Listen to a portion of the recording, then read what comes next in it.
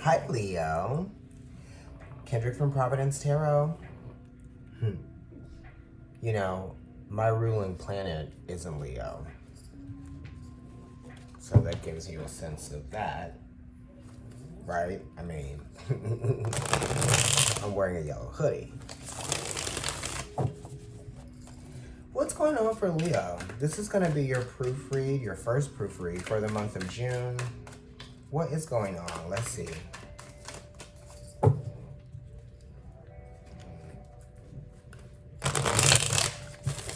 Yes, these cards are shuffling real nice for you.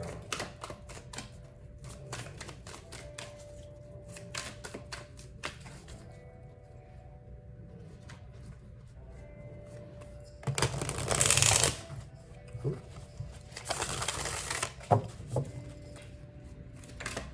That was the last shuffle.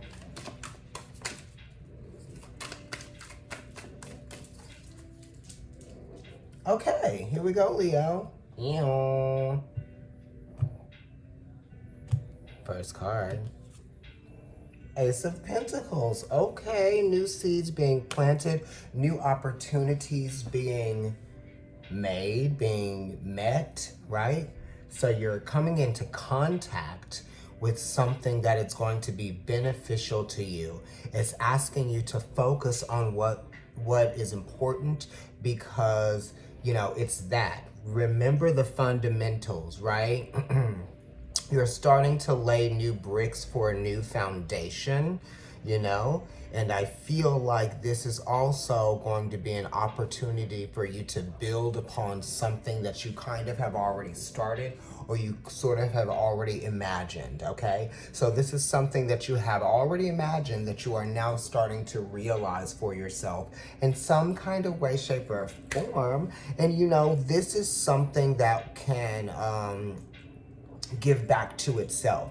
So this is saying giving back to yourself in some kind of way, whether it is paying yourself first, whether it is being self-reliant, whether it is being able to get the job done, right, on your own, whether it is financial independence. Something has happened that has given you your financial independence, right? Something that probably took a long time and was very slow because it takes a long time for trees to bear fruit, right? So now you are applying yourself with this new concept or this new way of doing things, or you now have a new sense of value towards something. You are acknowledging the value of something and the longevity of that.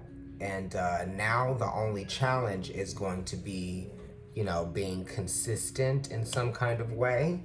You are also looking or searching for new security in some kind of way. So this could be a new job, or this could be just new experiences. This could be starting a new talent or wanting to begin something, like maybe start playing an instrument or something that you haven't done before. Or, maybe you are discovering something that you like to do or experience and you want to see more of it or do more of that. Page of Wands, yeah. So the Page of Wands next to the Ace of Pentacles for me is like initiating change, right? The Page of Wands is very interested, very curious, right? And it wants to get out there and it wants to do something. So something is very tempting to you, you know what I mean? And you're very attracted towards something and towards doing something. Someone probably presented you with an offer and now you're like, this kind of like feels like, tastes like, sounds like, smells like, looks like I want to do it, so it's just a matter of time before you receive or you accept this offer that you are being given with this Ace of Pentacles down there. And then this is the Page of Wands being you, which is earth and fire. So the Ace of Pentacles is giving you an opportunity to exercise the earthiness of the Page of Wands, which is you, right? Let's put your talent, let's put your gift, let's put what you have to offer into action, right? And it's almost like very much a sequence of things. It's like natural order of things. You know, you have to start somewhere. Sometimes people can imagine where they want to be in life, but they don't necessarily imagine or begin to imagine how they can start to move towards that thing, or what are the seeds that need to be planted to move towards something. So now you're realizing that this is now a seed that can be planted that's going to take you to like another level or something like that, or it's definitely going to just open up new doors for you in some kind of way, shape, or form. So that's really good. I like it. Let's see what the other cards are. Seven of Swords. Okay, so this is kind of like, this is Aquarius, you know. So there's a lot of opposition in the mind, you know, some kind of doubt here, you know. You're learning lessons of self-confidence, right? You're learning lessons of trusting your imagination, right? You're learning lessons of, you know, having to try to separate reason, logic, understanding, information, truth from feeling. You know, so you have to be able to oppose truth from feeling, because the Seven of Swords is talking about opposition. It's talking about truth because it's connected to the 7th house of Libra. And then it's also talking about feeling because the Chariot card rules the sevens, okay? And this is talking about, you know, a responsibility to be honest with yourself. You know, if you can't be honest with others, at least you can be honest with yourself. You know what I mean? And this Seven of Swords is kind of like, you're searching for answers in some kind of way. You're questioning like the direction that you're going in. You could be questioning your direction.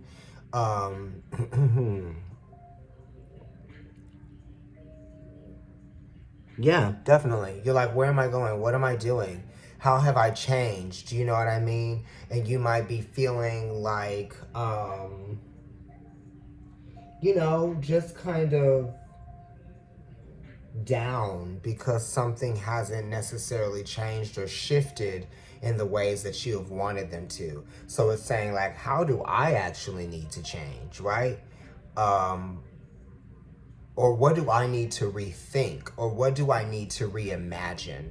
You know what I mean? Because again, this is the moon in Aquarius. And this is the moon being 8 houses from where it originates in Cancer. So Capricorn would be the 7th house of relationships. It's the 7th, so it's relationships.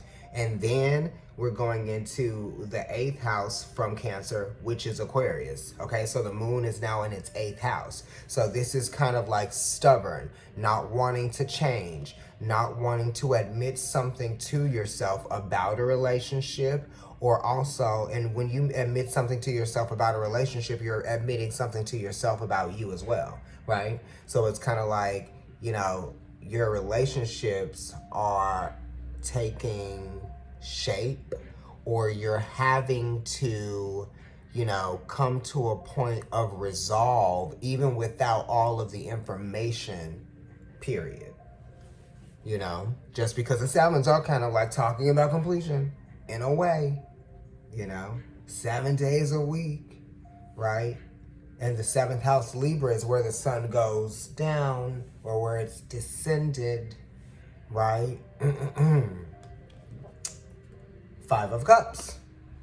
Okay, so now we're delving into this energy of the 7 of Swords and what it means now. Okay, so this is cool. So the 5 of Cups is here, and it's saying, you know what, like there are some things that you can't control, and you shouldn't put your aggression towards the things that you can't control. You should put your aggression towards the things, or you put your energy and your will, right? I'm getting, you need to be thrifty or something like that. I don't know why that's coming in thrift. You could have lost something. You could have like, you know, damaged something. There's something that is actually not yours. It was just providing you with some kind of emotional security of some kind of way, and you sought that emotional security. You identified that with this, you know,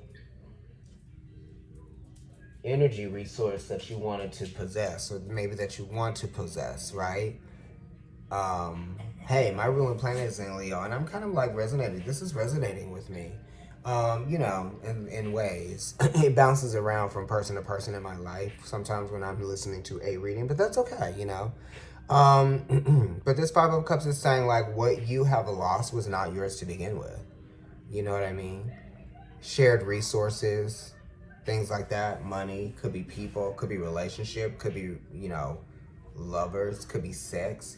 Because, you know, Five of Cups is Mars and Scorpio. That's sex. You don't own someone's, you know, genitalia, or you don't own that part of their sexual identity, you know. So sometimes we want to own, or we want to connect, create part of someone's sexual identity and like have it be ours too.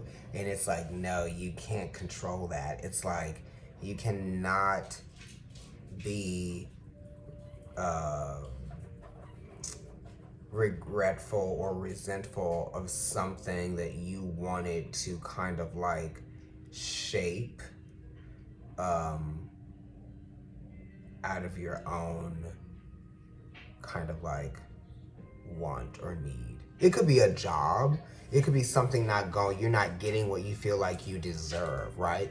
But what do you deserve from yourself? What can you give yourself that you deserve? It's not about what something that isn't even there anymore can give you what you deserve. It's about what you can give yourself that you deserve. And here we go with that Six of Wands, right? It's sequential, right? Five of Cups, Six of Wands, right? So this is like how you were, and this is how you need to remind yourself to be, right? This is you giving yourself that which you deserve that nobody could give you, you know? The horse is there. It's a reminder of spirit always being with you. This is a six. It's the Six of Wands. So it's Jupiter being in the ninth house from where it originates in Sagittarius, right?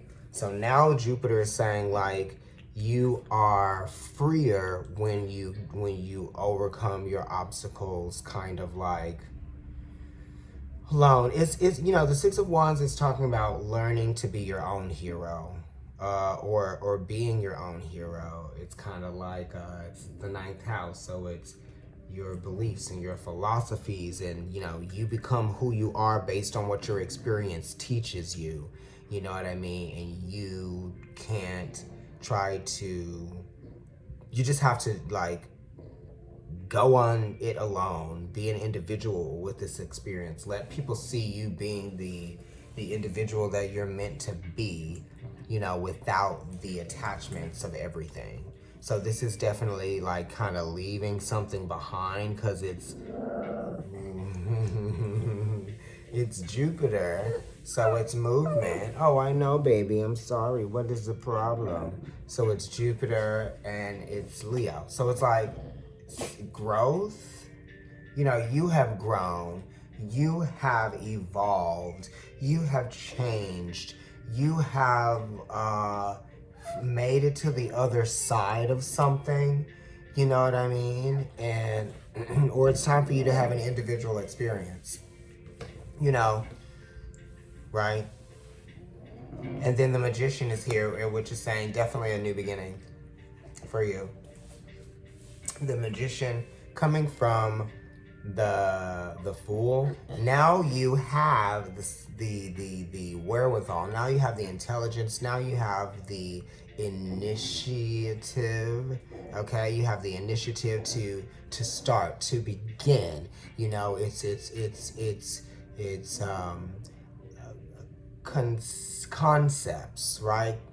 Something that you're passionate about, you are beginning to, you know, manifest something, and you are conceptualizing what it is that you are wanting to manifest, with the Magician being here. The Magician is Mercury, so it could be talking about once Mercury goes direct, you're going to feel more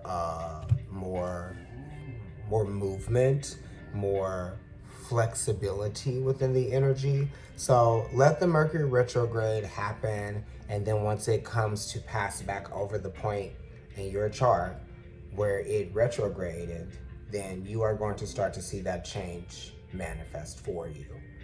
Okay? Think about what that is that you want it to be, so you can put your intention towards it, because the Magician is talking about intention. Like, share, subscribe, comment on the video. Follow me on Instagram. It's Providence Tarot. Follow me on YouTube. It is Providence Tarot. My personal account on IG is NYC Kendrick.